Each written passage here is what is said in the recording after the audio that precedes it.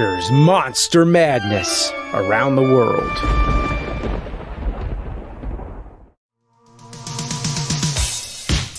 Today we're going to Brazil, and before we talk about today's film, let's give a little tribute to Jose Mojica Marins, known as Coffin Joe.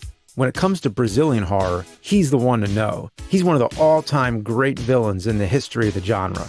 His films were atmospheric, yet at the same time brutal and shocking. He had one foot in the traditional classics and one in the modern bloodbath slashics. If you want to know what I'm talking about, just watch At Midnight I'll Take Your Soul and This Night I'll Possess Your Corpse.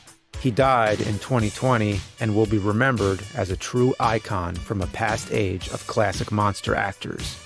I've already reviewed Coffin Joe movies, so here's another gem from Brazil, a much more recent one from 2019 called Ghost Killers vs. Bloody Mary. Man, that's one hell of a title. I dig it. It's like, how can you kill a ghost? And Bloody Mary? Like the cocktail? Hi, what do you have? Make it a Bloody Mary. Well, of course, it concerns the old legend of Bloody Mary, which was a ghost that appears in a mirror. It's kind of like Candyman. But the Ghost Killers are a team of investigators of the paranormal. In the actual movie, they're not called the Ghost Killers, they're called the Ghoul Busters. At least that's what the subtitles say. Who are you gonna call? Someone else. So yes, it's clearly a parody of Ghostbusters. There's even a part where one of them says, the difference is that the Ghostbusters have a ghost and a no parking sign, while ours is a yield sign. So these Ghoul Busters don't actually believe in ghosts. They hoax them just to get views on their YouTube channel.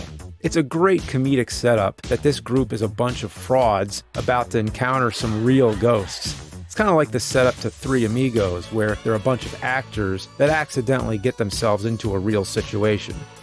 The Ghoul Busters get called to a school to check on the haunting of Bloody Mary. The students are terrified and won't come into school, but the principal thinks it's fake and wants the Ghoul Busters to perform a phony exorcism to get the students to come back.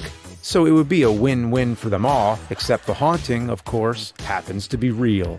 I'm not sure if it follows the exact legend or what the most common version is, but the idea is you summon Bloody Mary by saying her name 3 times in a mirror.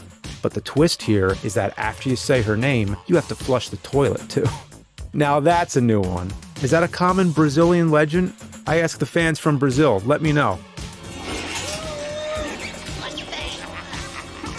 Anyway, once the action starts happening, the movie goes full trauma Evil Dead.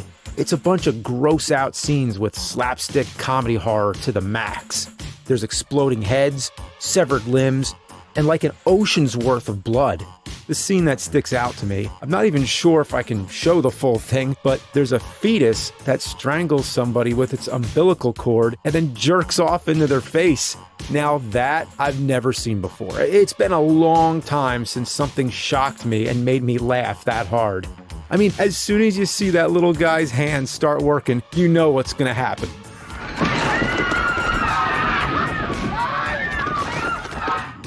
Wow, this is one crazy film. Is this how they do it in Brazil? Man, it's good stuff. I gotta say, I enjoyed this movie very much, and if I talk any more about it, all I'd be doing is going over every gory highlight, when it's best to just see it for yourself. It does feel a little long for a gore comedy. For example, Evil Dead 2 is an hour 24 minutes. This one's an hour 48, if you count the long credits. But overall, it was a lot of fun. So if you want some lowbrow humor with a ton of blood, this is for you.